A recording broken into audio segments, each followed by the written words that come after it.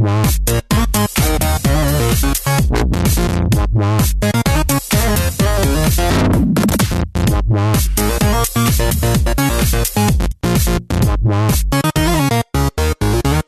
morning, good evening, or good day. Welcome to the Z2Z podcast, the home of Xbox achievement hunters and Gamerscore junkies. I am your host, Brandon Freem, and thank you so much for listening. At Z2Z, we love gaming, and in particular, grabbing achievements and gaining Gamerscore. We do news, reviews, and interviews. If it's about achievements, we'll unlock it. This week's show, we have the full group back together and hit a couple of topics, like whether Gamerscore has gotten in the way of playing some great games, and we look ahead to what the future of Xbox may hold in terms of hardware and upcoming features. Of course, we've got knobs and discos, a dash of news, a little bit of snark, and I'm always good for some self-depreciation. This is the Z2Z podcast. You can find show notes for this show as well as previous shows on our website, z2z.com. This is episode 6. You can also contact us with questions or comments on Twitter at Z2Z, that's ZEDTOZED, or email us directly at contact@z2z.com. Today's show is brought to you by the achievement Go Team from the game Red Dead Redemption on the Xbox 360. Thank you to Nick Monfries for this nomination.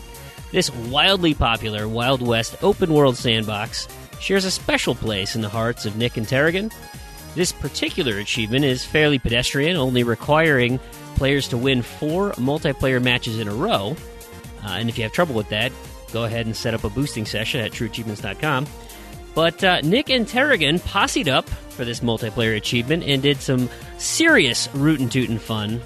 And this achievement just so happened to close out the completion of Red Dead for both Nick and Terrigan after winning the exact same match. So special thanks to developer and publisher Rockstar for this amazing game, and hopefully they get along with a sequel. Yeehaw! And if you guys have any suggestions like Nick did for an achievement sponsor, something that's close to your heart, special, something that destroyed your controller, whatever, again, send those to us via Twitter at Z2Z, that's ZEDTOZED. We'd love to hear them. So with that said, let's get this show started with a quick recap of what we've been playing. But first, let me introduce my co-hosts. Today, I am rejoined by our very special co-host, Crandy. How you been, buddy? I've been a little sick, as you can probably hear. No. But I'm here, so... You had a good vacation? It was good. Other than getting sick, it was still fun. Yeah, that's always a bummer. And of course, we also have Terrigan. How are you doing today, sir? I'm very good. Thank you, Brandon. How are you? I'm doing fantastic. Brandon? Yes, what's up? I've actually got a couple of tips this week. Fantastic. I'd love to hear them. All right. Well, first one, I picked this up from the TIC podcast, the TIC podcast. Now, I don't know if you're like me at all, but when you're trying to get the Kinect on the Xbox One to respond to voice commands, I've had a lot of trouble with it. And this little tip has actually really helped. And the tip is basically phrase everything like a question. Inflect on the end? Yeah, it works surprisingly well. It's just like Xbox Snap Achievements, Xbox Switch. Works every time. It's really surprising. Of course, now you're making everybody's Xboxes go all wonky with your examples. Xbox Switch off? Yes. That's funny. I never even considered that. I still haven't plugged in my Kinect. No, I always sound really weird when I'm talking to my Kinect because I feel like it's like when you're trying to talk to somebody in a different language, and if you just talk slower and louder, like that's supposed to make it, you understand the language better. And for some reason, I always do that where it's like, no, Xbox, go to Shadows of Mordor. No. Yeah, it's like, what do you want me to do? Go to Bing? What am I doing? Yeah, just try phrasing everything as a question. See how you go with that. Because give that a shot. It worked really well. I was surprised. Maybe I'll get on my Kinect. Yeah, thanks to the TIC podcast for that tip. So that's one tip. You said you had another tip? Or that's the tip? Yeah, I've got a tip. Got another tip. Might save that for another show. Ooh, fantastic. Hey, you know what I saw today? This was really weird. It just showed up, and apparently the former Secretary of Defense here in the United States, Donald Rumsfeld. He's like old politician guy. He was the Secretary of Defense under George W. Bush and Gerald Ford, some ex-presidents of ours. He's come out with a mobile game. He's got his own. What? He's got his own video game. Yeah, Like, that it's he made called or a video Churchill. game about him. No, he made it. Well, no, it's like he partnered with this agency called Javelin and the Churchill Heritage Limited, and so apparently he oversaw development of Churchill Solitaire. Now I'm looking at it. I mean, it looks like Solitaire. So I don't know if it plays differently. It's kind of got, maybe it's like a multiple deck. I guess I'm not familiar with Churchill Solitaire if there's something special, but they said that there's a little quote here from Rumsfeld when he was like giving feedback on some notes, and he said, this is the developers said, at the Pentagon, Mr. Rumsfeld was known for not mincing words with his memos. Age has not mellowed him. And then they quote a note from him. We need to do a better job on these later versions. They just get new glitches, reads one note from Mr. Rumsfeld. We ought to find some way we can achieve steady improvement instead of simply making new glitches. Hey, Well, thanks. That Thanks, does Don. actually sound very accurate. And that's also why I don't update things unless I have to most of the time. Right? So So that's why Night Squad's having 0-point achievements, because they don't want to mess anything up. I'm just wondering how he's going to react once the game comes out with unobtainables. Oh, there you go. Yeah, it's apparently it's on iOS and Android, and it's a free-to-play. So if you want to give Churchill Solitaire a try, give it a shot. There are ways. They did monetize it, of course. Oh, of course. Yeah, I wonder if that's like, you know how like in Solitaire where when you finish it on the old Microsoft machines, like it would start bouncing, like you get like a little Rumsfeld dance or something. And, hey, way to go, guys! So you can probably buy new dances. So it's like 99 cents here and there, Right? Do the MC Hammer dance. Oh, that one's probably $2.99. Just- That's premium. That's true. Yeah, Right. yeah. Premium content right there. Well, that's fantastic. Hey, let's move into our listener feedback. It keeps coming in hot and heavy, so we totally appreciate everybody who takes the time out and reviews us, specifically on iTunes or wherever you listen to the show. That is a completely free and awesome way to support the show. So, Terrigan, why don't you take it away? All right. Well, the first one we've got here is from McLovin Legend, our number one fan. He has said on the iTunes store in the UK, quote, "This is the best podcast for achievement hunters and Gamerscore junkies. If you've been looking for a podcast and with great Gamerscore chat and Xbox discussions all revolving around achievements, this is for you. Can't recommend highly enough. Keep it up, guys." Smiley face. Thank you very much. That's a Thanks, really, McLovin. really good combination.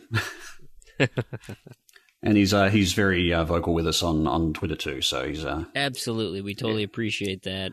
Keeps us in check as well. We also have a website regular, Facial LaFleur, dropped another comment on us. Good stuff as usual. Since Jack has joined Rich in further developing TA, there have been a myriad of great new features and functionality.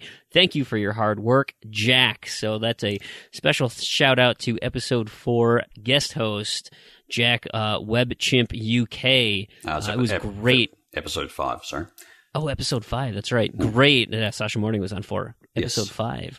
That was great. It was a great contribution. Appreciate the interview. And of course, what Facial said. Thank you so much for your support at TA and stuff. It's been fantastic. So what else we got, Terrigan? All right. I had a few PMs actually on True Achievements this week. Firstly, from Ravioli Capone, which is one of the hosts of the Achievement Hounds podcasts, which is I was quite chuffed to get this particular comment. He basically said, "Loving the show. Started with episode 1 and now on the 4th episode. Really liking it. Lots of good info and achievements." And that's coming from one of the hosts of a podcast that I've followed for a long time and really looked up to. That's a really good boost, I think. Thanks, Rav. Appreciate that. Thanks, Rev. Also got another one from Riva Lion, who's a friend of mine on my TA feed. He said, "Enjoyed the podcast web tube interview," so he was also listening to Jack, so it was good. And some blog comments as well from my feed. Angel SK said, I'm a little behind on this because they are long, but enjoying it so far. And she also had some other things to say, which were all positive. So regarding her long comments, I know we said on our first episode we were trying to do 60 to 90 minutes, and then all of a sudden that just blew up and turned into 2 hours. Yep. We should turn it to the crowd. We should ask what people like. Because I mean, as an achievement, if I'm grinding something out, the longer's usually the better, because it keeps me entertained so I can listen to something while I'm, level grinding or doing something obnoxious. Sure, and that pay actually attention to. That actually leads into a later comment, which we'll get to that in a sec. But maybe it's something we can just ask the listeners whether they prefer it sort of longer or want it a bit shorter. I'll just point out that Angel SK didn't actually mean that as a criticism, because I sort of queried that, and she said that she doesn't mind them that long. It's just she was a bit behind because of the Christmas break and so forth. So that happens. Hey, I'm like 4 weeks behind on my podcast. We just finished Black Friday talk on all the podcasts I was listening to, so I'm way behind. I totally get it. You're catching up on those sales. It's good. Right? Like everyone's talking about their Christmas plans. I'm like, oh my gosh, I need to just buckle down and listen. All right, so moving on. Another comment was from WebChimp, who featured last week. She said, thanks for having me on as a guest, guys. It was a blast. So, awesome. Yeah, hey, and we'll love to have you back. So we'll find some time when it makes sense. If you got some fantastic new features you want to scoop again, WebChimp, give us a ring. That was fun. Yeah, and certainly we'll see if we can get him back on again, or even Rich the next time is a sort of major rollout of a feature or something like that. That'd be good. Handy Darkness sent me a PM. He basically said he was grinding through a game called Root Double, which is, I think, one of those virtual novels. Virtual novels? Yes. Visual novels, that's the one. Yes. And he basically said he'd listened to the show regarding the regional compatibility, and he said he'd be happy to help out because he's got access to a bunch of different consoles, including a Chinese Xbox One. And he was really can't sort of thank us enough for giving him something decent to listen to whilst grinding out that particular game. So right. Thanks, Handy, for the comment. And moving on to Twitter, we actually missed one from our number one fan, McLovin Legend. Last week, he asked, why is the Xbox One Achievements app so terrible, and what can they do to improve it, apart from making it more like the 360s? What do you think, guys? Well, you had that suggestion in one of the earlier shows about how to get it back to full screen. I mean, that's a great start. They just need to make it more accessible. I tried to look at it the other day, and it was like, everything's there. You need filtering options. You need, aside from locked or unlocked, if you could move things around, or at least, I don't know. Yeah, I mean, you sort of can at the moment. If you snap the Achievements app, you can also go into an achievement and select to pin it to the top. So I do that occasionally if I'm working on one in particular. Like, say, if it's a cumulative, you pin it to the top and it will always stay at the top no matter what else unlocks or changes in the list. So they've certainly got a few things there. I think really for me, the thing that really annoys me about the Achievements app is just how slow it is to load. If they could embed it into the dash, like they did with the 360, and I know that's not what not what you wanted, but if they could make it just quicker, so you could basically go there, snap to it straight away without having to wait for it to load or anything like that, that's probably my main annoyance. Other than that, I don't actually mind the Achievements app. I haven't used it too much since it was updated because I've mostly been playing Gra. But the slow to load is definitely kind of stupid, I think. Given the amount of power that the Xbox One has, it should pop up instantly, just like it does on the 360. Yeah, I mean, on the 360, it was embedded into the dash, which is basically always resident in memory. With the Xbox One, they must be loading it as an app. So I guess it's kind of a trade-off of what they keep in memory and what they don't. Yeah. The other thing, too, is, as was said before, is the full screen. Why does it always have to snap? I mean, you can get to... Sense. You probably haven't caught up on the episode, but I did actually did give a tip on how to get it to full screen. The full screen mode, I don't actually personally find that useful, and that's probably just, I mean, I've looked at it and gone, yeah, okay, it gives me sort of an overview, but it's nothing really too exciting. And And certainly one thing I did notice that was really interesting is there is absolutely no distinction between challenges and achievements. You can see how many challenges you've unlocked, but you can't see in which games. If you go into a game list, all of the achievements you've unlocked and the challenges are all mixed together. And you would only know one is a challenge if you looked for the specific icon, which is not terribly obvious, or you just happen to know the name of it. So, yeah, challenges certainly need some work there. They already know about that. The full screen stuff, filtering as Brandon suggested is probably a good option if they can give sort of even being able to search by name might even help. It'll be great if they just, instead of going into the achievement and saying, look it up on True Achievements, if you just go to the game, look up the game on True Achievements. I just bypass the Xbox One Achievements app. I'm just going to skip you and go straight to TA. That's usually what I do. But yeah, I guess that's the thing is for people who are really interested in achievements, most of the time you're just going to go to True Achievements anyway. So really, I think the answer is make the Achievements app more like True Achievements. Yeah. There you go. Jack, can you get on that? I was going to note, though, usually when I use the Achievements app in full screen, it's when I'm directly on the dash before I start a game. So it's not very often, but if I don't feel like popping up True Achievements and I want to have a quick look at what I have left to do or my progress, that's usually when I look at it in full screen before I start playing the game for that session. Or after for me, where it's like, how much progress did I make? Oh, okay, great. I'm still, 300 online matches away or something. Yeah, and I think particularly, too, with the filtering and searching by name, is now we have these games that are, 600, 200, 300 achievements in a single game. It's huge. Like, to look through that list is difficult.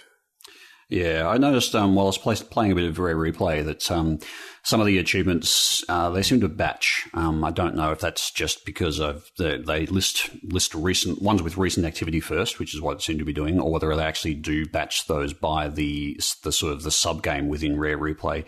Because Rare Replay has, batches of achievements per every game that they've got within. So it seemed to work reasonably well in that case. But I noticed when I started a new game within Rare Replay that I hadn't had any progress on at all. It didn't batch the achievements up as I kind of expected them to. So I guess that's another thing. And that's something actually True Achievements doesn't do either. They don't sort of batch or allow for batching the achievements by sort of sub-game in that instance. Yeah. When I was playing Rare Replay, I usually used the in-game trackers on that one just because there were so many achievements to look at. Yep. Right. And there were so few that were not tied to an in-game award that I just found it much easier to look in the milestones to see how far in I was. Yeah. I guess I just usually have the achievement app snapped. And say if I'm grinding away on a kill X enemies one, you can just watch it actually sort of update live, and you just repeat a section of a game until you get it.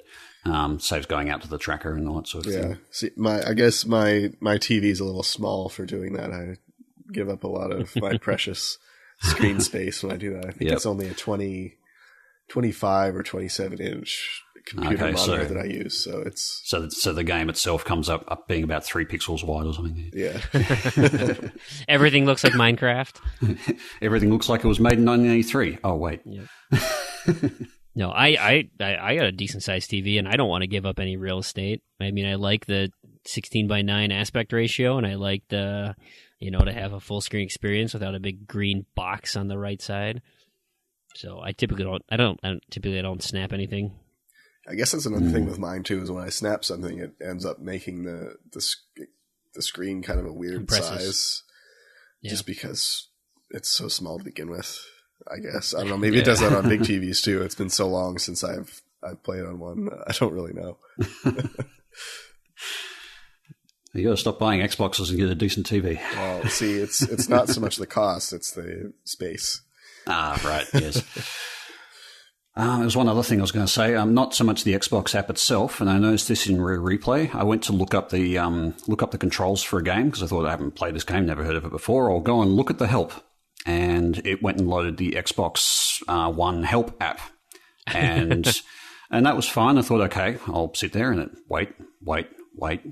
Probably took about a minute and a half before it actually loaded the data in. It was like, great, okay. I didn't have anything better to do. Once it finally got there though, and went in and sort of go there, okay, controls, how to play, all that sort of stuff. It was unresponsive. Would not respond to the controller. It's just like, what the hell? Xbox unsnap. It's like, yeah, fine, I'll just work it out. So I don't know. I haven't really had a lot of success with the help app. And some games seem to break out to that for some reason. Isn't that why they have Google? Well, yeah, but not on the Xbox One. Yeah, there's only Bing on there. Yeah, you'd rather Bing it. Because Bing is so great. I actually had an experience recently when I started playing Volgar the Viking a few weeks ago, and it kind of just throws you straight in the game, doesn't really tell you much. So I kind of read through the help, and there was just, I don't know, the info was just it wasn't organized well. It wasn't, it didn't really clarify anything. I don't know, maybe it was just the game, but it seems whenever I look in there, it's not great. Yeah, I've hardly used it, and I think every time I've tried to use it, actually, it's ended up locking up. So I haven't really gotten a lot of help out of the help app. But yeah, I would suspect that the developers of a game would submit that as a help file. So any content in there is going to be written by the developer of the game. So yeah, any content issues, I'd point at the developer myself. Anyway, moving on. Viking Studios or whatever they're called. Made a better help app. Well, maybe that's part of the challenge. They wanted to make the game really hard, so they don't tell you how to play. Right. Yeah, that's it. It's part of the challenge. We have another question from Patrick Bell, who's a new follower. The question, has there been a game that you have just you could not find because it's too rare, or a game that you wish you had gotten before it was delisted? That's a good question. Yeah, I got nothing. See, when a game, I don't buy rare games. For me, when a game is too rare, I take that as a challenge. Recently the ones that were too rare that I came across were Bloodbath and Kick-Ass 2, and in physical release, not the digital one. There's only a few of those around. I didn't think they existed, and for a very long time, and I took a look, and I noticed a few had popped up. So with those, I suspect I don't think they were officially released. I think something happened. Either some distributor was filling really old orders, and they just found this box that they weren't supposed to sell. Maybe the studio was getting liquidated, because all of them seem to come from Spain, where the developer was located. So that was an interesting find. That's so bizarre. The one I'm looking for now that I'm in, this is kind of a new little rare game project that I'm trying to work on, is actually for a game that was canceled that I think, like those other two games, has a few copies floating around that were not officially released, and that one is Speak Out English. It was a Korean game that that was supposed to teach Korean people how to speak English. So obviously, for an English speaker, it's really easy, and there are a few people that have played it. I wonder if it is actually, because it's all going to be in Korean. Going, say this. That's true. That's true. However, I think there are 4 or 5 people on TA that have it, and I think all of them have completed it. So I don't know. Maybe they cheated it, but they've been on the site for a long time and haven't had anything happen. So I'm thinking, the more I dig, the more I think that there is a copy or two floating around that was not officially released. Because it was very, very far in development when it was canceled. It was kind of like an NBA Elite 11 type thing. That's another one I always keep an eye out for. I suspect that one probably doesn't exist on the 360, but I know there are, I think, 3 or 4 copies on the PS3 that sell for more than $10,000 each. Usually, oh my god! When they trade, they don't move often, but when they do, they're very expensive. What was the history on that one again? That one was, okay, so keep in mind, this was at a time when EA's reputation was at like a historic low. This is when everyone hated EA, when they were being voted the worst company. I don't know if it was, I think it was the worst company in America, maybe not the world. But there was a magazine. But like that was like 3-4 years running too, wasn't it? Oh yeah, I mean, like, it was at least 2 in a row. I think it was 3. Yeah. And then I think, because they beat like banks, they beat insurance companies, they beat all these things. But it was, I mean, really, it's kind of a biased vote because the people voting for this are people on the internet that kind of get together and vote for stuff like that. But still, it sends a strong message that people really hated EA. And this is around the time they were working on NBA Elite 11. And they released a digital demo before the game came out. And I didn't play it. I really wish I had. I would love to play it.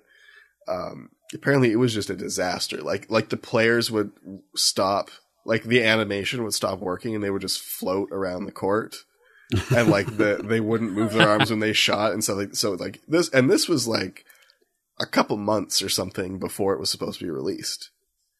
So, gosh, they got to the point where they had finished it as much as they were going to finish it, and they had shipped copies out to stores. So stores had it. And I think it was probably a week before it was released, they decided to cancel the game altogether and say this. And their reason for canceling it was they thought it was going to hurt their reputation. So that's why I emphasize that this is at a time when EA's reputation was at an all-time low, and they were afraid that this game was going to hurt their reputation. So that says something about how bad it is. So what ended up happening was, because stores had them, someone sold it early. Someone sold a few copies early, or had it, forgot to send a few back. And that's when they came into circulation. I think the first one didn't break 10,000. I think it sold for 3 or 4. Then I think the second was 20. And then I think the most recent one that I know of was 30. But I could be wrong in those numbers. It's been quite a while since I looked into it. But yeah. Ridiculously rare. Yeah, super, super rare. I think it's estimated 3 or 4 copies exist, and that's it. And who knows? There could be an EA warehouse full of them that one day will shut down and it'll be super common, or some other distributor has a box of them that got lost. So hopefully some copies of the 360 version will crop up in Spain or something. They're all in Peter Moore's basement. I mean, I don't think I'd pay $1,000 for one. I'd probably pay a good couple hundred, something like that. I quite like the unreleased games. It's kind of cool. Yeah, I mean, it's pretty cool. Yeah, as far as actually rare games that I've managed to get a hold of, I think the most expensive game I've got is the Memories Off. I won't even bother saying the rest of it, but it's the sort of Hong Kong Taiwanese version of a visual novel game. That one's pretty rare. That cost me something like $250 odd US. Oh my gosh! Yeah, so that's probably the peak for me. But as far as actually finding ones, I haven't really been looking for any for a little while now. Mostly because I think I blew my budget on that particular company. Yeah, I'm kind of in the same boat. I cut my budget down quite a bit lately. But actually, there is one more that I should note, that when I was working on the region tag change with Jack a couple of weeks ago, we discovered something very interesting about one of the rarest of the rare games, which is was it Carnival Games Monkey See Monkey Do Taiwan version. So he was mentioning that on the show last week, saying about it was only the physical release. Yes, actually, and it was released digitally later with a different rating, which was quite interesting. I don't think there's any other games that are like that, but that's also one I haven't been able to track down. I haven't really looked, but I look out for it now and then, but don't see those too often on my list on my eBay search or something. Yeah, you guys take this to a totally different level than me. I think the only thing ever that was a kind of a bummer for me, and it's not even rare. It's just like there was that game out in UK of Orcs and Men from Cyanide, right? It's probably just a dreadful game, but it was only released in the UK physically. I'm not even sure you can get a digital copy of it, but I was like, oh, this game looks really neat, and I followed the development, and then it was like, yep, we're launching next month on Xbox 360, and I'm like, this is great. I can't wait. I'm going to get my copy of it. And then I click on the link, and it's an Amazon UK, and I'm like, well, I don't want to buy it from Amazon UK. Like, that's far away, and it's going to cost me more than $20. So, like, that's the extent of me looking for a rare game. Right.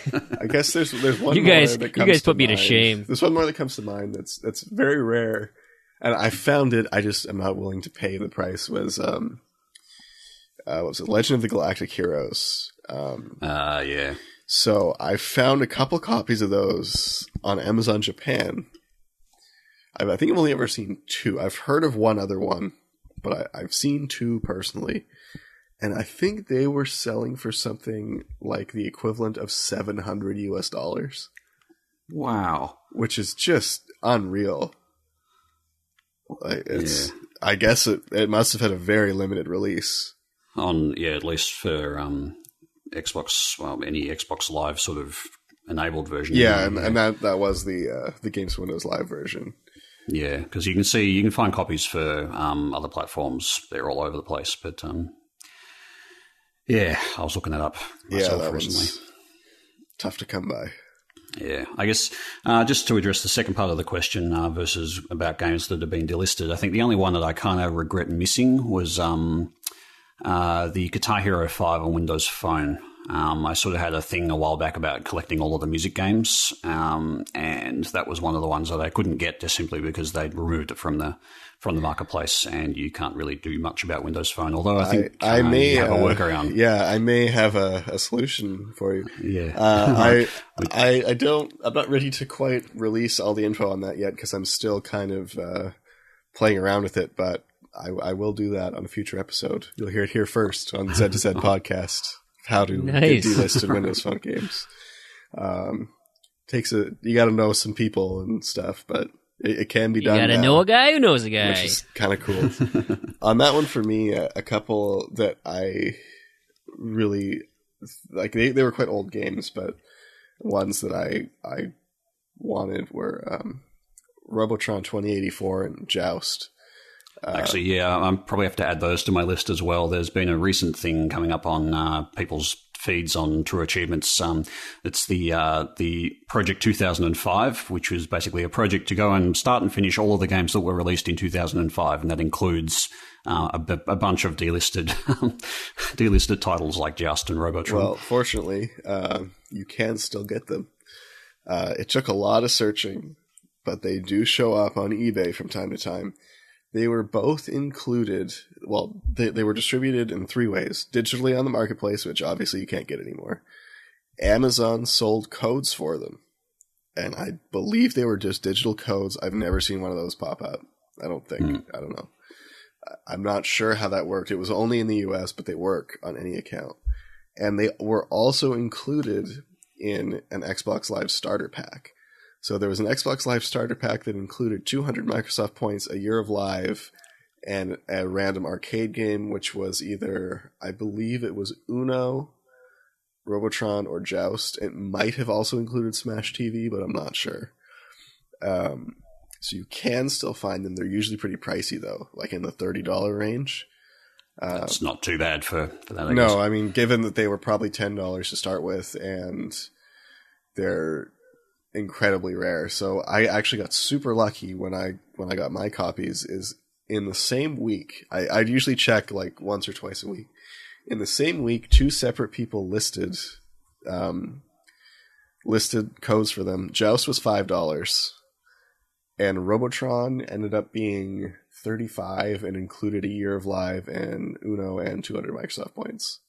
So I got pretty lucky on those. But yeah, if you're looking for those, keep an eye out. They do show up once in a while. All right. But they're very difficult. Yeah. I do hope to complete them both one day, but they're quite fun, but very, very hard. Are you still building your dual joystick? Yeah, I'm waiting on parts for like 6 months. I've got to email them again, actually, because they were supposed to have shipped like a month ago, and they haven't. So yeah, it'll get done eventually. Maybe do an episode about that too. One sneak question coming here at the end of my TA feed, and it's from AHP the Nighty. We kind of touched on this last episode. That guy. Yeah. With DC Universe coming to Xbox, what are your thoughts on free-to-play games? And we touched on it briefly, at least with MOBAs and MMOs, but not necessarily free-to-play. We do have a planned segment where we're going to talk about that and just destroy the whole thing. I was going to say, I can go off on this one for a long time. And so I think we'll probably want to save that for another episode. Keeping it short. Cranny rant incoming. That's right. Keep it short, and I'm going to go ahead and say thumbs down. On that one today. Yeah, I'll keep it short and say that too. However, I will note that I do think there's a place for certain models that are done well. But that's very few and far between. Yeah, so stay tuned to the show. We've really broken that one out, and now that kind of we're all together again and ready to move forward, it will be on a new episode in the near future. So keep listening, and we'll cover that. So fantastic! I think that's it for our listener segment. Let's talk about what we've been playing as far as games. We've been hearing from the community. I'm going to go first. I dabbled in a little Borderlands on backwards compatibility this week, and thanks. So back in the day, I was gifted some special weapons and armor that make this playthorroughs really simple. Yep, real special. Anyway, so it's just a matter of just running through and one-shotting and doing whatever I want. But man, it's so fun, and so I want to really devote some time to get into it and just enjoy the story. I feel bad missing out on the loot part of it, but I'm going to save that for Borderlands 2 and play that one legit. I actually found the loot portion to be really tedious after about a quarter way through the game. It's just too much to manage. It just really, I don't know. I'm not a fan of Borderlands at all. I think it's kind of mediocre, and it's kind of gives it. I think we just lost a lot of fans now. Yeah, I know it's kind of an unpopular opinion, but I feel like Borderlands is more of a medium for fun than being fun itself. Playing a game with friends is fun, but Borderlands itself isn't really that fun. It's fun for a while, but I find it gets really old really fast. So maybe if it were just the base game, fast travel was better. Yeah, and just kind of, there's so much, particularly in the DLC, it just feels like it's just unnecessary. The Mad Moxie's DLC is kind of notorious. Oh, I'm kind of not getting into that one. But even with the other DLCs, if it was just if there was more variety to the whole game, it would be fun, but it kind of, I don't know, I feel like they just thought, we have all these guns that are pretty much exactly the same. We don't need to have variety. The drop's the variety, but once you kind of get past the fun of looking through the drops, I found it got really tedious about the second half. I enjoyed the first half, and maybe if it was just the base game, I would have enjoyed it more, but I found the DLC was kind of lackluster and just repetitive. On the loot drops, it's an interesting point there, because I had a very similar thing, and this is going to your favourite game, Freem. Destiny. A while back, I was around the House of Wolves expansion. They did a change to the way the weapons worked, and they essentially made every single weapon customizable. So you could basically re-roll any weapon and get random perks and whatever. And so basically what would end up happening is you get a weapon and you just re-roll it and re-roll it and re-roll it and re-roll it until you get the perks that you want. And it kind of made getting weapons pointless, because no matter what weapon you picked up, basically you could almost pretty much re-roll it for the perks you wanted anyway. So what was the point in chasing weapons? It kind of made loot a bit pointless. And I wonder if Borderlands is a bit like that as well, in that, if all the weapons seem to be exactly the same, then the desire to go and collect any of these kind of weapons goes away. It's funny you mentioned that about Destiny, because that was one of the things is, if you asked people before House of Wolves came out and they said, hey, how about if you could just kind of pick, it'll be random, but you can essentially pick the perks you want on your guns. Would that interest you? And everyone's like, oh my God, yeah, absolutely. Instead of grinding out to find this random thing, it's like I can, pay and try and get it, and I could have the perfect gun, the perfect roll.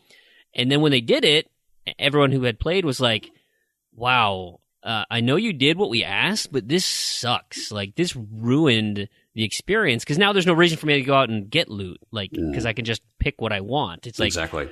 I appreciate that you did that, but this, no, we don't want that. And that's completely gone for the Taken King. I guess you can chalk that down to a failed experiment. And so I certainly appreciate that they did that. And yeah, I guess sometimes you can't necessarily see the ramifications of things that you would like. And that also points to players don't often know the best thing for them. Right. So what players want and what's actually best for gameplay are not necessarily aligned. And I think that's probably a major example of that. Right. Like if, like, you know, a game that you've been playing, that Alien Isolation, like imagine if when you got caught, like the alien didn't kill you. You'd be like, you know, it completely changes how you play the game. And even with Borderlands, when I'm playing and I know I can't get killed, it's like I just walk around and I'm like, oh, hey, there's a dude coming. What is that noise? Is somebody? Oh, somebody's on my leg. What is that? Bam, one shot. You know, and it's just it changes how. I don't have to be tactical at all, or you know, when the big bosses come out and it's like, and that's cool looking. Bam, one shot. See ya. Yeah, well, I mean, the thing is, you're playing it effectively in God mode, and playing God mode, it can be fun sometimes. It's just when you lose the entire game or the entire point of a game because of that, and that becomes part of the main mechanic. I think games lose something when that happens. Agreed. So I should note with Borderlands 2 is I did play the whole thing, with the exception of Moxie's and a couple of Cromarax runs. I played the whole thing solo with no special weapons. I did it all with the in-game weapons, yeah. So that impressive. May alter my experience versus someone else, but I find I kind of had a more actual really experiencing the game itself versus the medium for fun kind of thing. And that's kind of where I make the comparison is you don't have to have a very good game for it to be fun with other people. And most people that I know that enjoy Borderlands really like the co-op experience of Borderlands. Yeah. I think people said the same about Dead Island as well. Solo, not so great, but with people, it's a lot of fun. And even Destiny to an extent. Absolutely. There's a lot of games like that. Yeah, just a last point on Borderlands. I as well actually played through the Borderlands, the whole campaign, legit, so to speak. And I quite enjoyed Borderlands, but I did find it to get a bit samey after a while. Sure. Speaking of same to samey, Assassin's Creed Revelations. So I went and revisited this.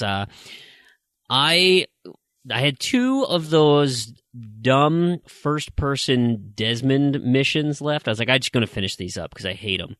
And you know what? They weren't as bad as I thought. Like, you know, moving. So you spawn this goofy little platform in front of you, and you got to, you know, figure out a way to traverse this computer-looking lava, for lack of a better term. The last two, 4 and 5, were not terrible. It didn't really help much with the story. Like, I was hoping to get some really, like, interesting look at what Desmond's life was like, and it's just like, okay, yeah, there's some information there, but there's no... I feel bad even just saying it. There was no revelation about Desmond in the whole thing, so that was kind of disappointing. But that's actually, I found that when Assassin's Creed Revelations came out, I was actually really super psyched for this particular game at the time, and I played through it and finished it, and I thought there was no revelation there. There was nothing. It was just like, that was a game. That was like, that was just more of the same stuff. Yep, and I was actually really disappointed in the storyline in Revelations. Yep. So and I went back and dabbled a little bit, cleaned up some other achievements. The final thing that I want to mention, and this is you know, for my January goal of finishing Middle-earth: Shadow of Mordor, I had talked about starting the Bright Lord and how Celebrimbor was real squishy and he got killed real easily. Okay, so I have completed the DLC story part of it. Yeah, it's 2, 3, 4 hours, nothing crazy, nothing significant. This was awesome. This is the exact type of DLC that really complements a game like this. And you know, if people share a viewpoint, I'd love to hear it. But for me, it was fantastic. It told a nice, concise story that escalated to a climax and gave me what I considered one of the best boss battles I have experienced in a really long time. It was, you know, it's one of those big bads, multi-phase, quite tricky, you know, but like it was good. I really liked it. And I know in the marketing stuff, you know, it's Celebrimbor versus Sauron. Like that's not a surprise to anybody, but I mean, if you've seen the movies and you know what Sauron looks like he's legit and he plays legit and it's so fun. It was such a bright spot. God, me and these stupid puns, man. This is just terrible. It was such a bright spot to this game. You're really lauding on those puns.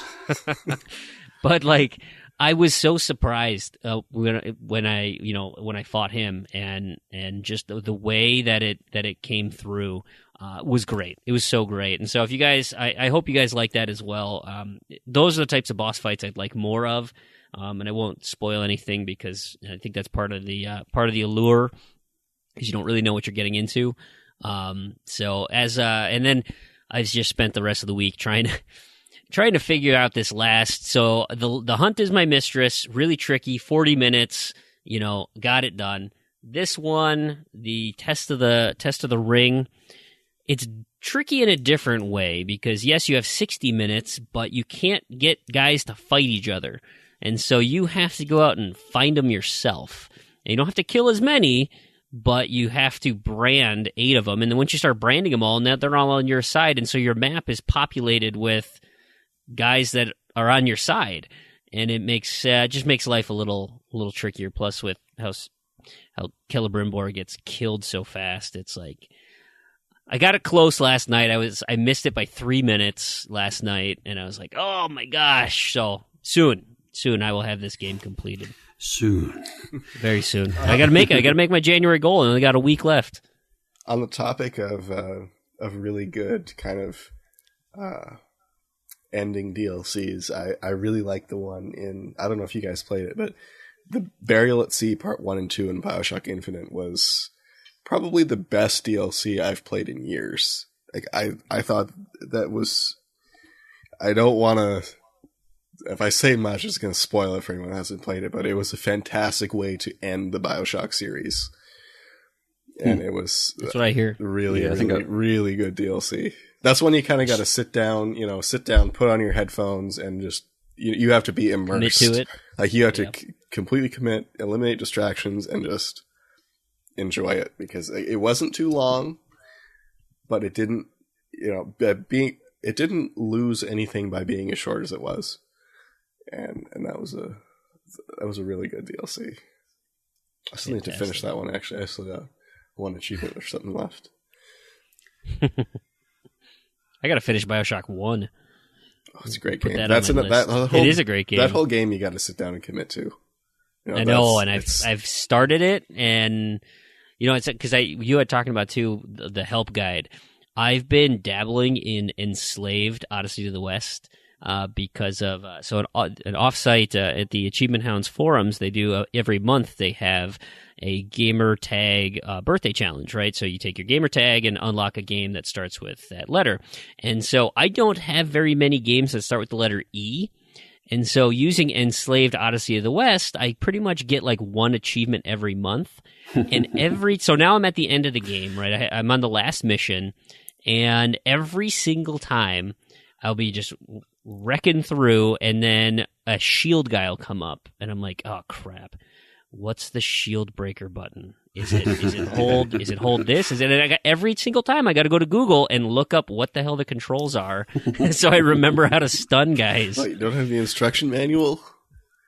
No, just look up the help. Yeah, the help app. Yeah. Speaking of apps, I completed the True Achievements app this month. Nice. At last. And funny little tidbit there, Rich, True Achievements himself, has not actually completed the True Achievements app. He admitted it to me, he sort of embarrassed on Twitter. So other things I've been playing this week, I've sort of had a bit of a smorgasbord of games just because I've been putting on some points for GTA SC, but I've sort of been going through a bit of Rare Replay just for some of the easy achievements there. Gunscore and Cannoli, which is kind of just kind of a bash 'em up, shoot 'em up kind of game, pretty straightforward. Finished off Bridge Constructor, had a few achievements left there.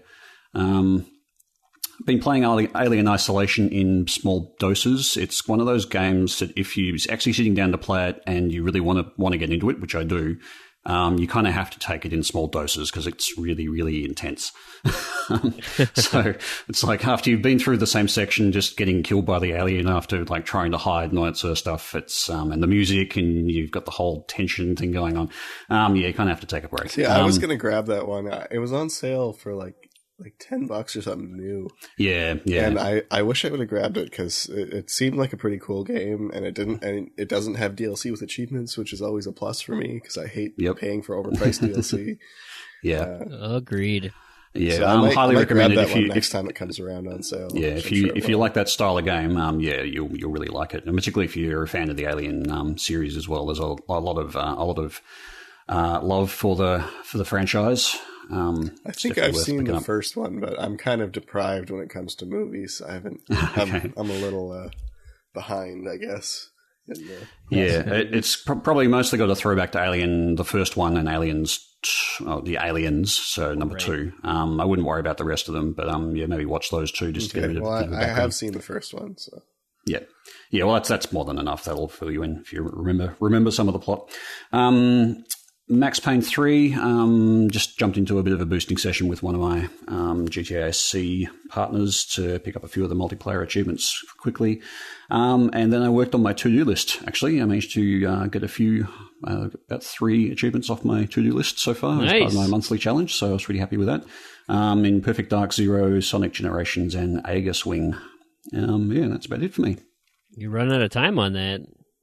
Goals coming up. Yeah, I'm not sure I'm going to make 10, but I'll certainly at least make 5 or 6, I think.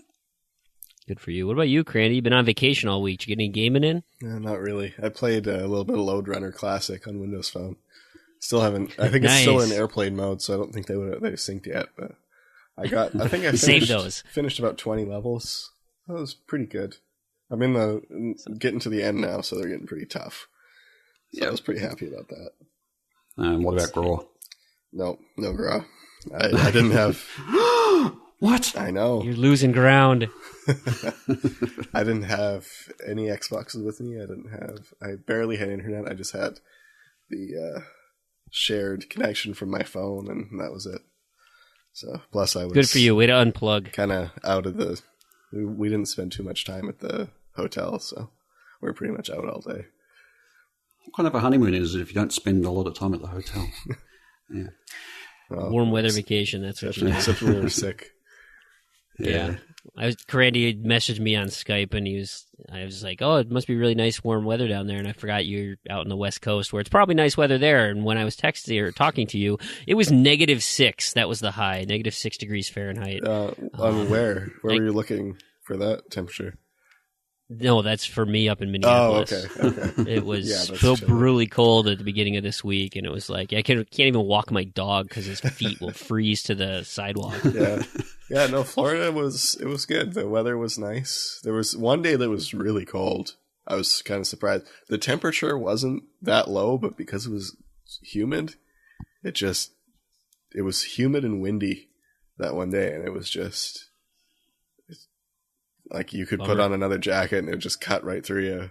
But other than that, it was nice. It wasn't too hot. I've sort of read, isn't Florida also getting hit by that humongous blizzard that's coming through at the moment? It's all over the East Coast. Maybe. Yeah. I don't know. I think you got out of there just in time. But yeah, I had a couple of friends I know were talking about that, and they're going to get hit by that big blizzard, I think. Yeah, there's a lot of people who are snowed. They a lot of work just canceled. They said, "Dad, don't even bother coming in on Friday. Work from home, call in." I had a bunch of meetings and stuff that a lot of people connecting remotely. Yeah. So with those East Coasters, they're just not used to it.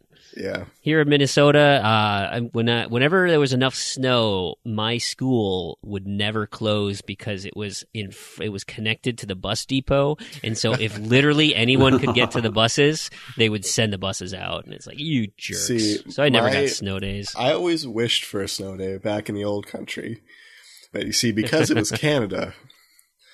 Yeah. It takes a lot to get a snow day in Canada. I think when I graduated, I think it was something like 42 years since the last snow day.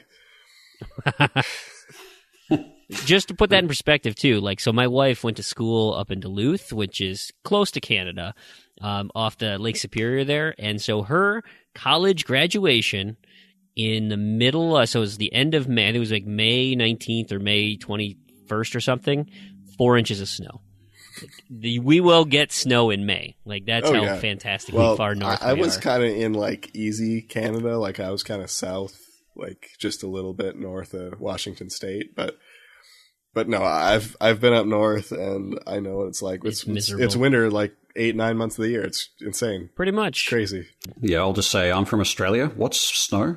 Yeah, what's snow? There was a week in May where we got 6 inches of snow and it ruined the Monday morning commute, and then on Friday it was 80 degrees and shorts weather. I was like, this is the greatest week ever. We went from we had our 4 hours of spring and we went right into summer. I'm like, this is great. Anyway, we should probably get back on track here. This has been a complete disaster. We got a little bit of news to touch on, so let's move into that. We got news from Xbox. They released information on their February update. This is kind of what's coming back, and here's the big one. This is what we're really excited about. Gamerscore leaderboard. It's coming back.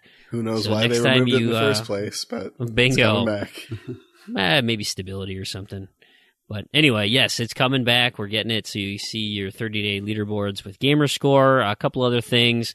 You're able to see people who are in the party before you join it. So if you got a buddy who's in a party with somebody else, you can actually see who's in that party before you just jump in. Organizing your pins. This I appreciate, being able to kind of customize your little pin area a little bit better. A joinable feature for Twitch broadcasts for your friends, so it's a little easier if you've got friends who are broadcasting to get into their games. And then finally, another one of my top look forward tos, hiding your games that are ready to install on your queue. This is very good feature. It is. It's fantastic. I went there today with the new backwards compatibility list, and I'm like, I'm not going to play Braid. I completed Braid. I'm not downloading it again, and I'm not downloading Xbox Fitness, and I'm not downloading these. Just get rid of them. Well, and the other stuff that hangs around too are all the betas. I've got Star Wars beta. I've got the Doom beta. All this stuff that I can't even play anymore anyway. Well, and I don't know. I feel like the ready to install works on a small library. It works okay for a small library. Yeah. But now that it's getting to the point where we got backwards compatibility, we've got all these other stuff.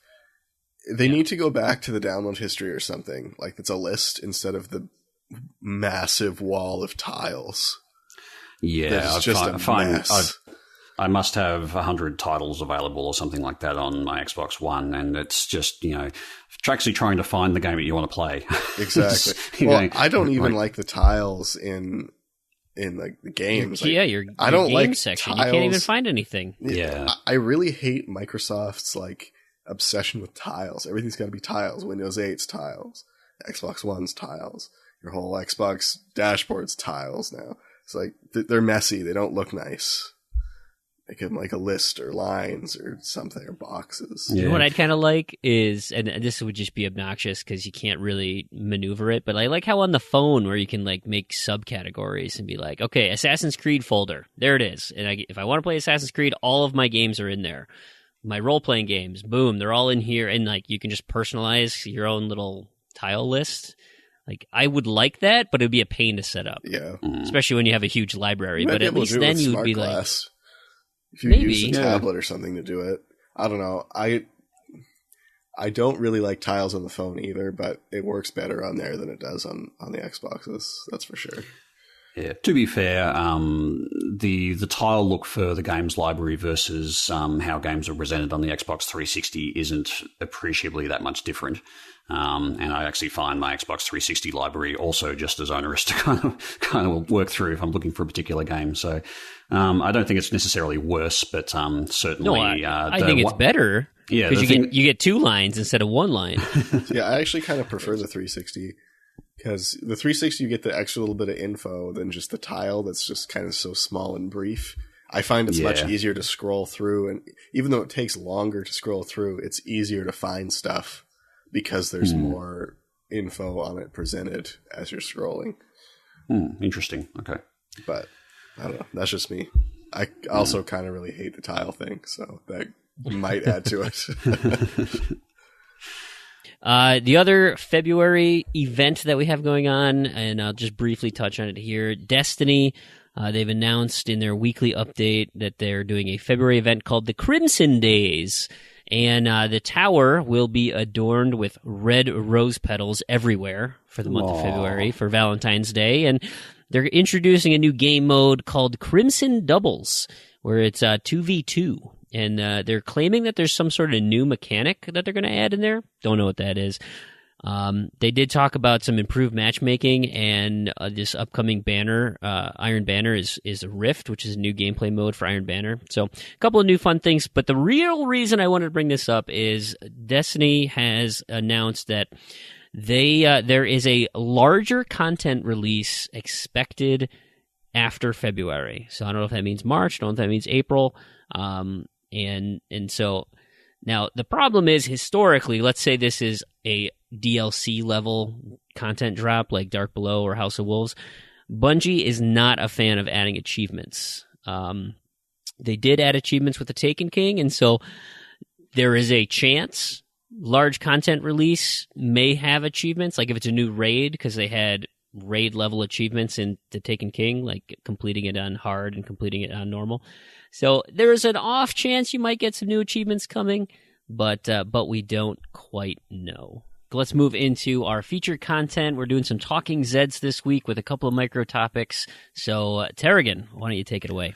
Sure. The first one, I saw this on Reddit a few weeks ago. It's a topic posted by JMS SPR93 on Reddit. Did lack of gamer score devalue or make you not want to play indie arcade games on the Xbox 360? I had to think about that because I think for me it probably did. There were certainly some games that I didn't buy because I thought, well, yeah, I could, but that's a lot of money for 200 points. Yeah, and I just want to clarify here, the lack of gamer score, does that mean as in indie games having no gamer score at all, or is it the 200 points associated with arcade games too? The topic covered both. The indie games was actually a bit of an interesting thing as well because they didn't make it outside of the US, as far as I know. Certainly, we couldn't get those the proper indie games. I'm pretty sure they were in Canada too. Yeah, okay. It might have been in the UK. They didn't make it to Australia. It could be a lot of the ID games that are North America only. Like it seems like they're easier to publish in North America or something. So yeah, certainly none of the indie section just didn't exist for Australia.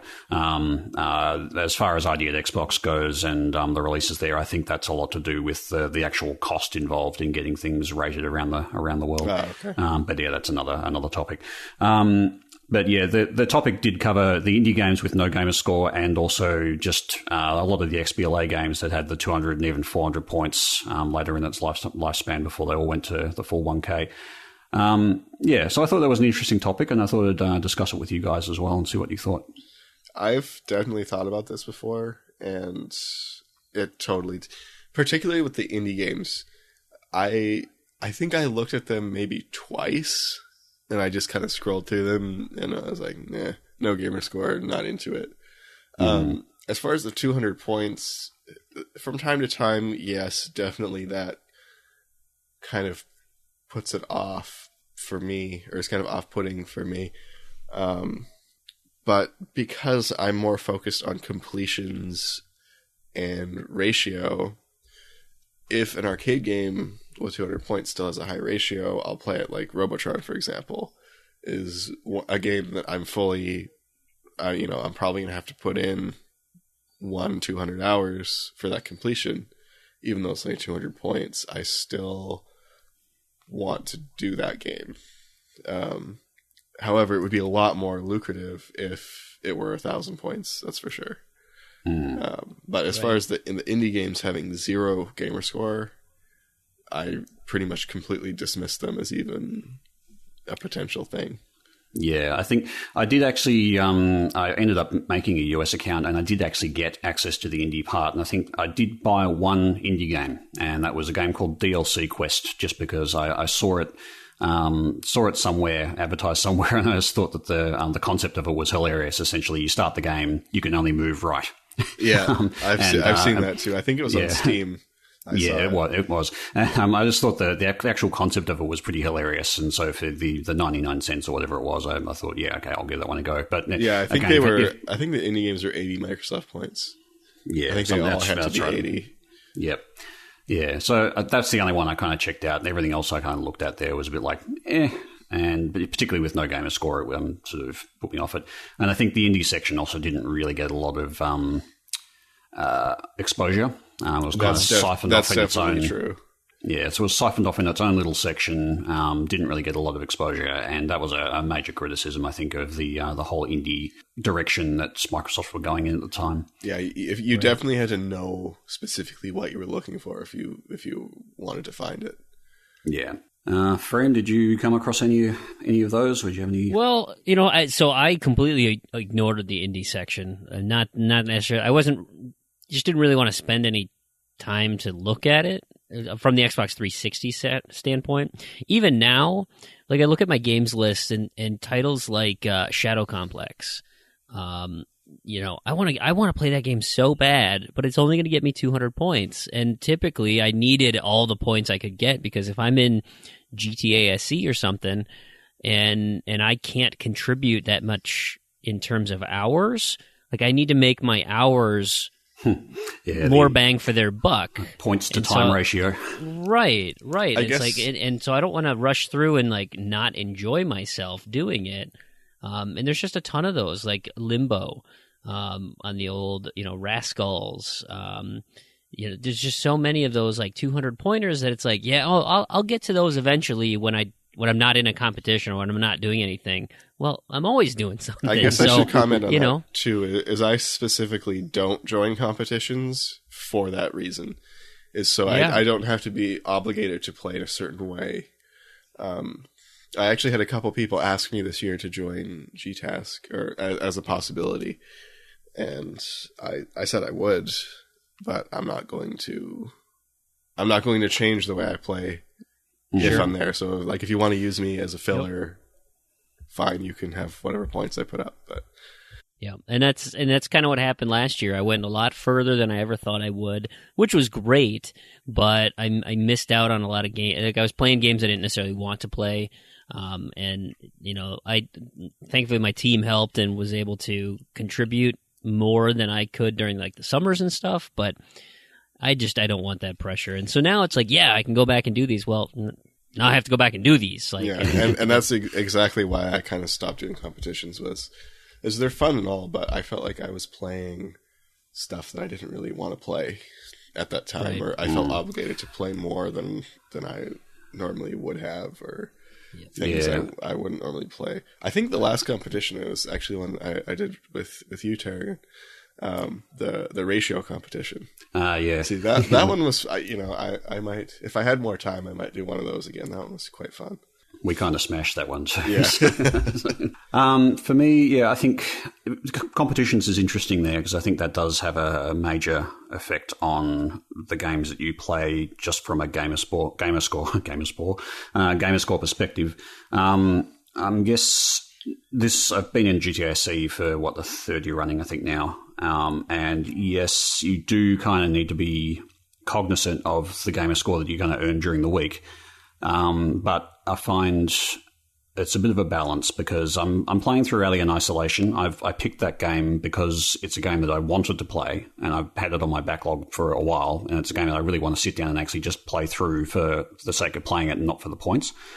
So I find with GTA SC, it's usually a good idea to have one of those games, at least one game going where you're just playing it for the fun of it, and then you can also sort of pick from a bunch of other games for the points.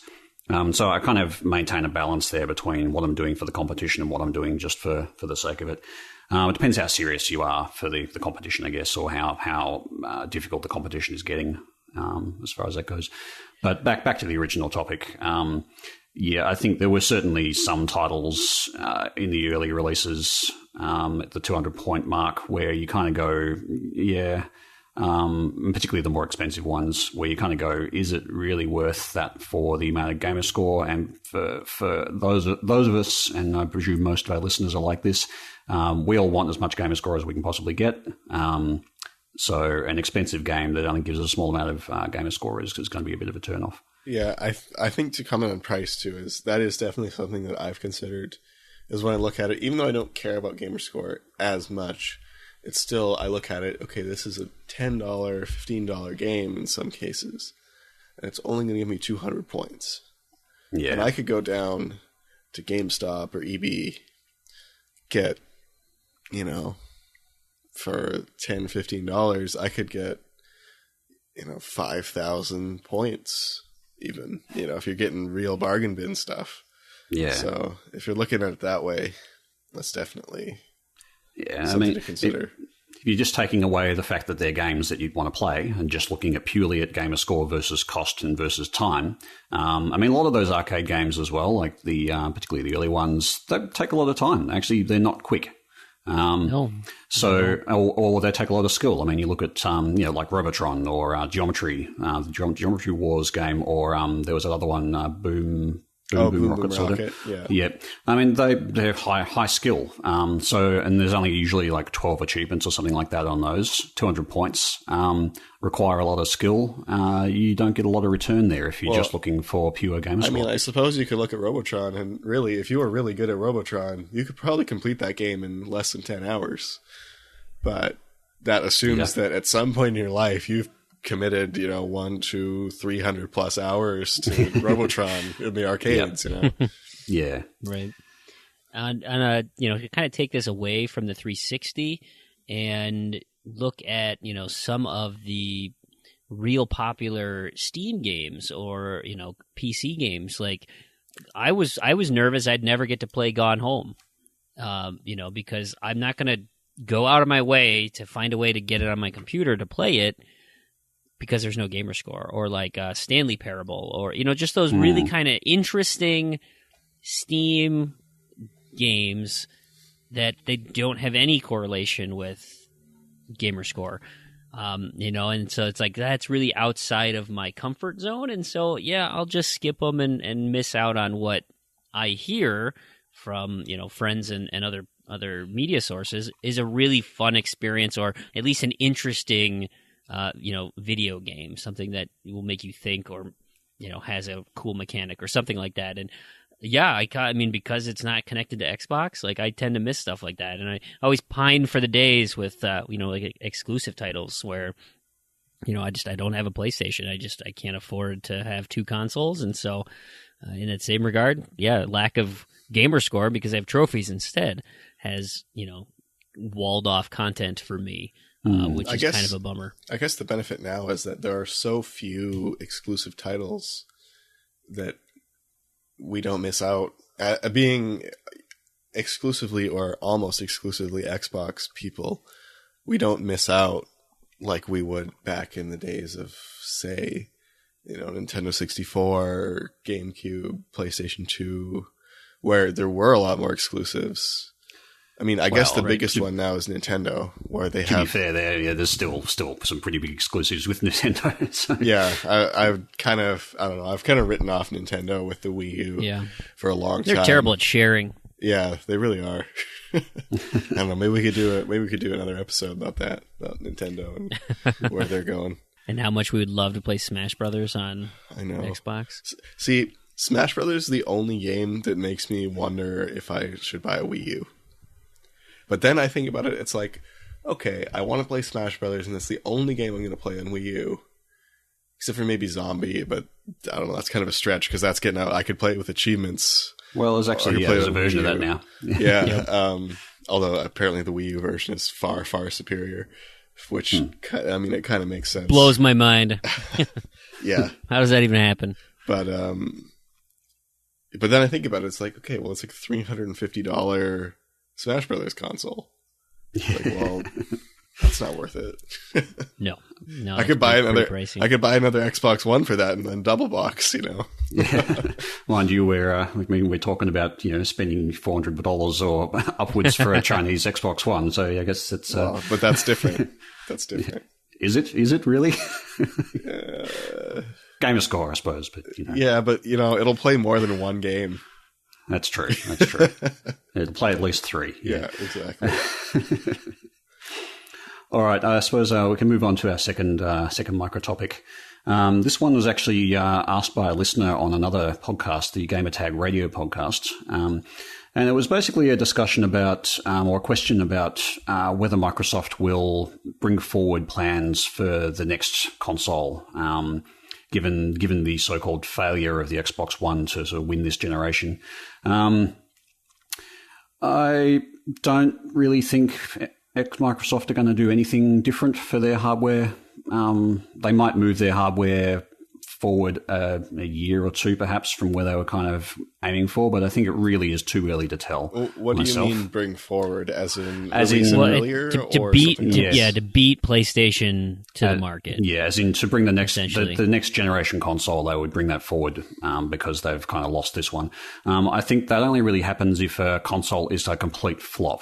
I think if you look at, say, Nintendo, I think, are already talking about plans for their next one, simply because the Wii U did not sell. They confirmed that they're releasing a completely new console in addition to the Wii U. So the Wii U is not going to be killed off or replaced. It's going to be supplemented by the kind of more core, at least my understanding is it's going to be supplemented by the core console. And then the Wii U is going to be separate. I think is what they're calling it. But they only really thought about doing that simply because the Wii U didn't sell as well as they'd hoped. The Wii U is like, it's like a last gen console, really. Yeah, it's just so far behind. But the same could have been said of the Wii at the time. The Wii certainly wasn't the most technologically advanced device, but it had its gimmick and it sold extremely well. I feel like the Wii wasn't as far behind as the Wii U, though.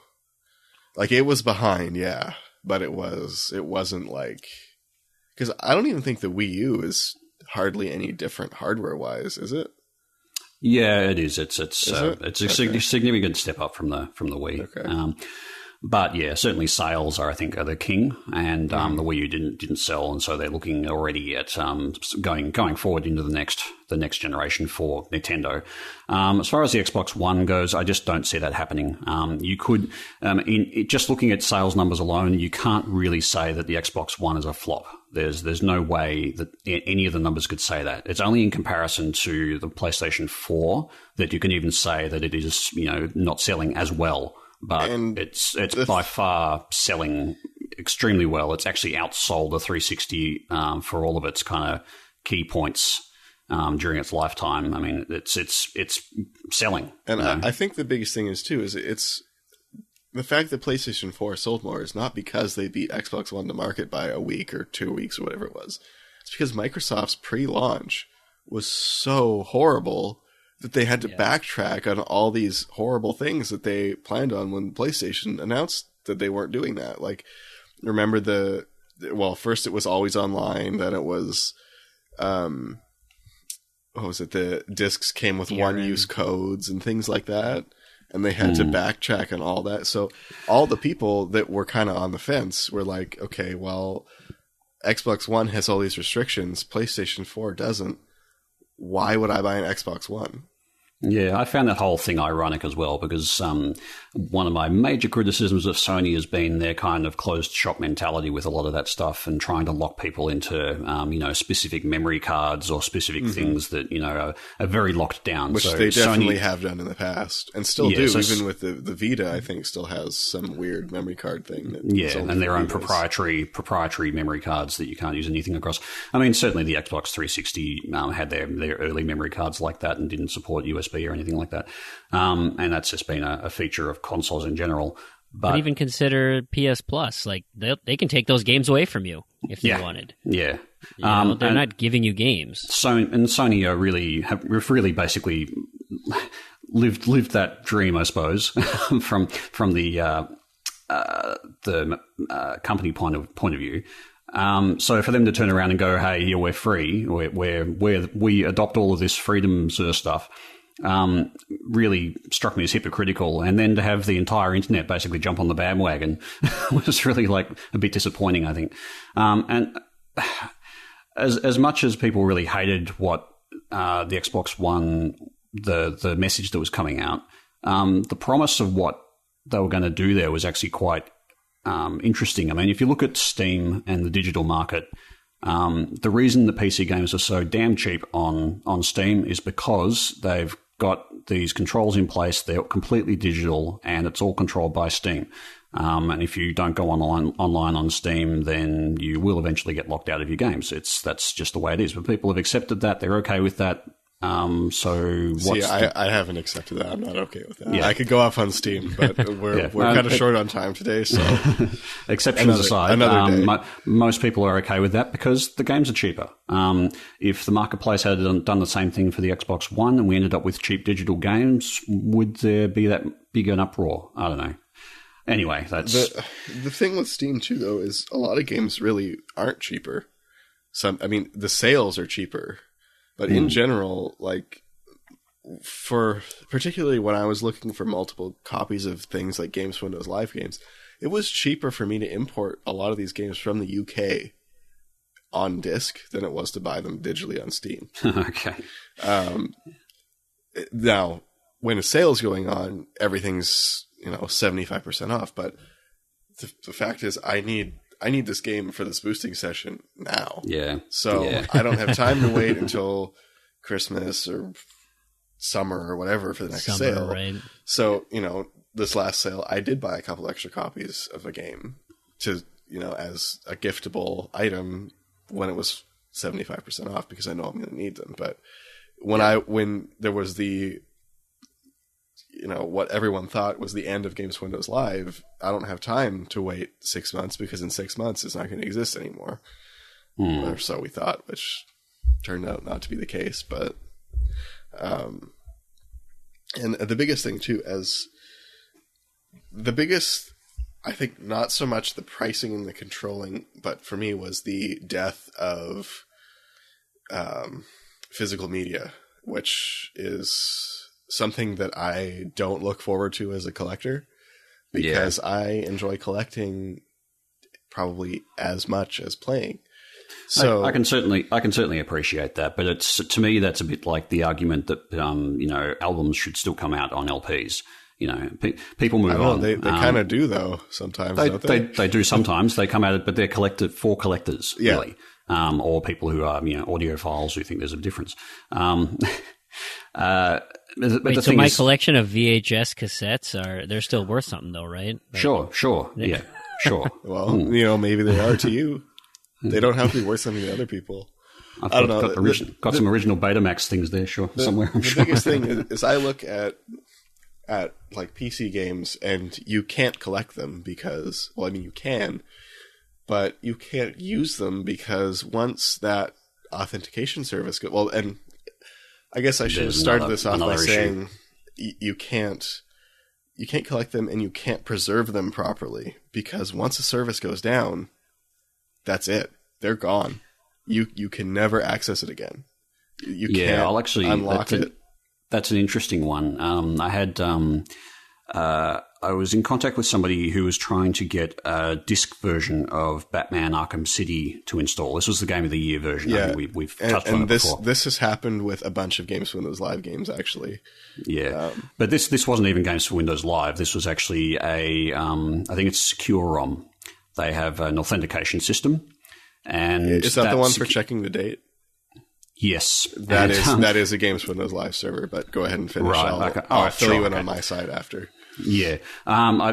Basically, he would put the disk in and it would just click in the drive. It wouldn't load. You couldn't install it, couldn't do anything with it. And I think he ended up buying like 3 copies of it, thinking there was something wrong with a copy. He tried a few different drives. And it's just like, what the hell? And it eventually turned out another friend of mine, I think it was Facial Lafleur, managed to help him and work it out. And it was it just turned out to be because this particular service had gone down, the authentication service. You did a little bit of sort of date manipulation and you could get around it. But it was just like, wow. So it completely broke the game because this authentication service is gone. And I suppose that's probably a good argument against having everything digital and everything authenticated. And I think it's probably what you're trying to allude to there, Crandy. Yeah. Is that if these services go away, then it breaks everything. Yeah, what my experience is I was trying to play Dead Rising 2, and I was trying to get around the having to have the disc in, because I find I like physical PC games, but I don't like having to pull the discs off. So I bought the game legally, and I went to get a no DVD crack. So I installed it, and I did something wrong. It was a really weird one. It wasn't the usual one that I'm used to using, but it ruined the install. So I was like, okay, no big deal. I'll repair it. I'll just put the disc in, do a repair, and just finish it with the disc. So I did that, and turns out it actually reinstalled the game completely. It didn't just repair it. And it could not authenticate the date because Dead Rising 2, like Batman, see, this one would actually boot up. It just couldn't. It told me I couldn't connect to the server. Because this was probably a couple or 3 months ago now, is all of the Games Windows Live download servers are broken. They're completely broken. You can't re-download any of your purchases. You can see them, but it says it can't connect. It can't verify that you own them. It can't do anything. And Microsoft claims to be working on it, but who knows? It'll probably never happen. It's probably dead forever. So that means that every physical release of Dead Rising 2 is now completely useless. You cannot play it. There's no way to get around it other than what I ended up doing is I had a backup of my computer and I just restored that folder that it was installed in, and it worked, fortunately. So I was actually able to finish it, but it's very bad news for those that aren't, because the Steam version is gone, and now the disc version is gone. Or if the Steam version, I think, is what's been patched. Yeah, the Steam version was patched. The disc version doesn't work. And apparently Fable 3 also has the same issue. And so you see this happening, and those games aren't very old. I mean, I don't even think they're 10 years old, and they don't work. Yeah, I think that's the thing. If companies are going to go down that route with requiring those kind of things, they've got to kind of introduce mitigating ways for when the services disappear. Release a patch for the game so that you can at least patch the game on install and play it. If you buy it legally and the authentication system is gone, essentially what they're saying when the authentication system is gone is we don't care about duplicates anymore. Or we don't care about people installing the game. So really that should be an open slather. It's like if you go and buy the media, let me install and play the damn thing. Yeah, exactly. Well, the thing you can do is you could redeem the CD key on Steam and get a copy of it, but then you lose. What happens when maybe one day Steam doesn't exist anymore? Well, yeah, and that's the other thing. Because that's the thing is I'm really kind of an advocate for is preserving games and finding ways to preserve them, and that's one thing. This is kind of getting a little off topic, but that's one thing I really don't like about Nintendo is they're very, very against any kind of preservation. It's very difficult. I believe it's a museum in Germany is a video game. It's like an archive of video games, and they're not allowed legally. They're not allowed to dump these cartridges into a digital format because companies like Nintendo say, no, you can't do that. This is our thing. We're not selling it, but we don't let you do that. So they have this huge archive of games that are just decaying, and they have no way to preserve them. And then you look at things like this, where not only, I mean, there's probably not as much risk of them decaying, but you have to find some kind of, you have to re-engineer every game to get it to play in 20 years. It seems kind of crazy and not great. Yeah, I mean, on the other hand, I mean, if you looked at a game from say 30 years ago, you almost essentially have to re-engineer. You almost have to re-emulate the systems that were around that back then. Yeah, but I mean, emulating a system to play, 2,000 or 3,000 games is a lot less work than re-engineering 2,000 or 3,000 games individually. Yeah. Anyway, maybe that's for another day. Yeah, more in depth. Brandon, did you have anything on this?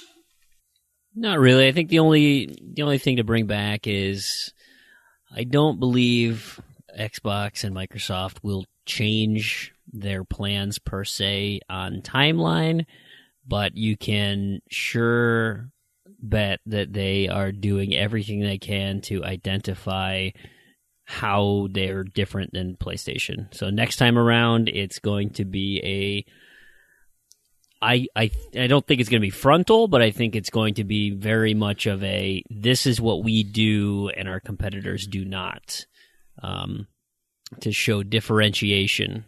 There was another thing I wanted to add too is, I don't remember if it was on the show we mentioned it or if I was just discussing with someone, but when Microsoft was talking about the Xbox One and launching the Xbox One, I think they only spent something like 5 minutes of the 1 hour of their showcase on games.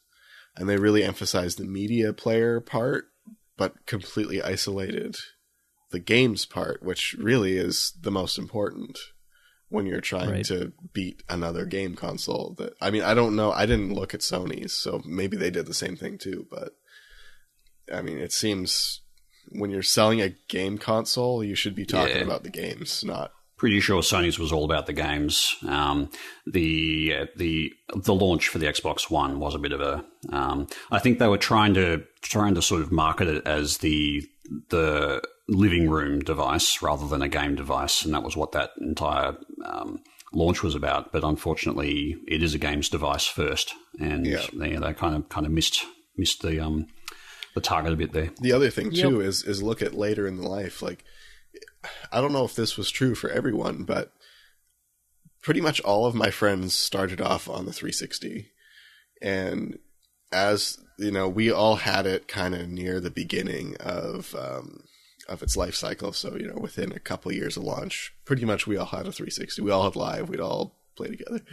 But as the consoles progressed and it got about halfway through the life cycle, people's Xboxes started to break, but mostly, even if they didn't break, they bought a PS3. And I'm not sure what it was, but it seemed like PlayStation in kind of the second half of the life cycle really took a good lead. And I don't know what. They wanted that Blu-ray. I guess. And I mean, at first, really, like, PlayStation had no games. Like, it was really it was a running joke, but really it was true. Like, there were so many more games on Xbox than PlayStation, but kind of as it went on, that wasn't an issue anymore. And I don't know, maybe we'll see that happen with Xbox. But maybe. Or I'm sticking around. I don't have the numbers to back it, but that was just my experience. It was interesting to see that, and it didn't really seem to be any one event that caused it. It was just over time people moved to the other system.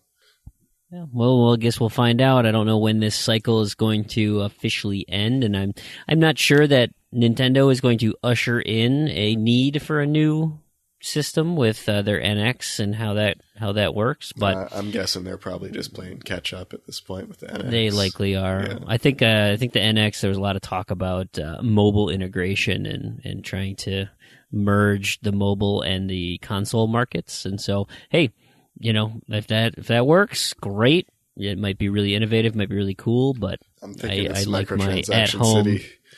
Yeah, right. I like my at-home console and experience in front of my TV. So, well, fantastic. That was a nice discussion, and I think we'll move into our closing features, wrap this show up, get to what we do best. So first of all, let's go into the Gamerscore Bootcamp. Here we go.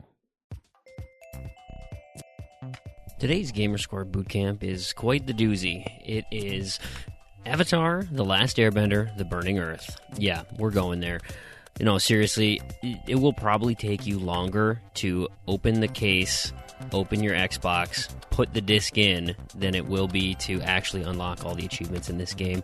It is a whopping 97.6% completion. This is generally known as the easiest 1K available, and so if you happen to like Gamerscore and are unaware of this game, consider this a public service announcement. It's probably actually more difficult to find the game than it is to unlock all the achievements, but for posterity's sake, let's get into it. You simply hit the start button, and in their tutorial, they will teach you how to use your ranged attack with the B button. Simply press the B button, take out the first wave of enemies, there'll be a brief cutscene, and then more enemies come. And at this point, you are free to unlock the 50-hit combo that you need to unlock all 5 of the achievements. You get an achievement at 10, 20, 30, 40, and 50 hits. As long as you don't get hit in between, you can unlock all 1,000 Gamerscore. It is remarkably easy, and if you haven't got it yet, go out there and pick this thing up. So that'll be it for Gamerscore Bootcamp. Have a great one. All right, and here we go into our knobs and discos, bugs and glitches. Terrigan, what do you got for us? All right, there was only one thing I spotted this week. Just Dance 2015. There are a few achievements for the 360 and 1 versions of this related to the VIP dancers.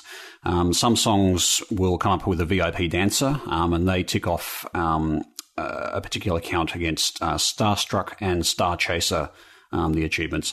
Now, they actually disappeared for a while, server-related things, I believe, and they've actually just come back. So if you happen to have those games and you're after those particular achievements, now is the time to try and aim for them, because there's no guarantee that the VIP dancers will stick around for very long. Dancers are getting old.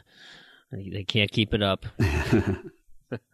Wonderful. Well, that's wonderful news. We got some possibly achievements that had issues are no longer having issues, but it is potentially time sensitive. So get on top of that. Game delay roundup. There's a new piece of news here that just it hurts me. It makes me real sad. This was a game I was really looking forward to. Overkill's The Walking Dead game is delayed until 2017. That's the one Starbreeze is involved with, right? Exactly right. The parent company Starbreeze. They mentioned it in kind of an announcement. They had a bunch of announcements in this global. They got there's some sort of partnership going with this Smilegate studio. This was kind of part of it, where the mobile game Crossfire is getting top billing right now. They're going to put all their resources into that, and so I think that takes away some of the resources for Overkill's The Walking Dead. I'm a big fan of Starbreeze. This version, I might have to check that one out. This version of The Walking Dead, it does have the thumbs up from Robert Kirkman, so they're, at least it should be as authentic. And they keep talking about this just unprecedented co-op experience. I have no idea what they're referring to, but let's just say it has thoroughly piqued my interest, and now I have to wait a full year, which is a bummer. Well, if it's anything like the co-op portion of Syndicate, it'll be worth it. You're in? Oh yeah. Yeah, I could see it. I don't know. It's not going to be the same.